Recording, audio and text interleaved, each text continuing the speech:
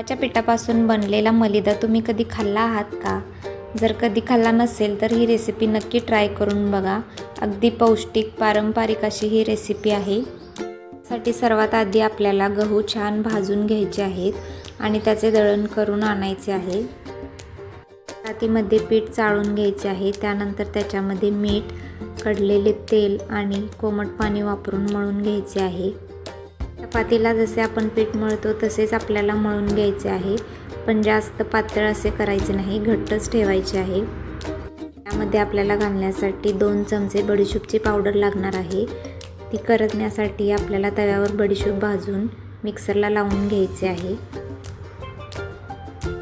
ते मी कणकेचे गोळे करून घेतले आहे. जशी चपाती आपण लाटतो तसेच आपल्याला लाटून घ्यायचे आहे. लाटून झाल्यानंतर भाजून घ्यायचे आहे. दोन्ही बाजूनी छान भाजायचे आहे. जास्त भाजायचे नाही, अगदी 2 वेळा भाजली की काढून घ्यायचे आहे.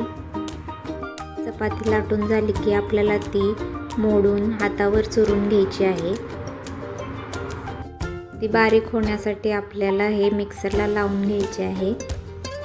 शेंगदाण्याचे कूट जसे आपण बारीक करतो तसे आपल्याला हे बारीक करून घ्यायचे आहे. यामध्ये किसलेला गूळ घालायचा आहे. किसलेला गूळ घालून हातावर चोळून घ्यायचे आहे. त्यानंतर याच्यामध्ये आपल्याला बडीशेप पावडर केलेली घालायची आहे.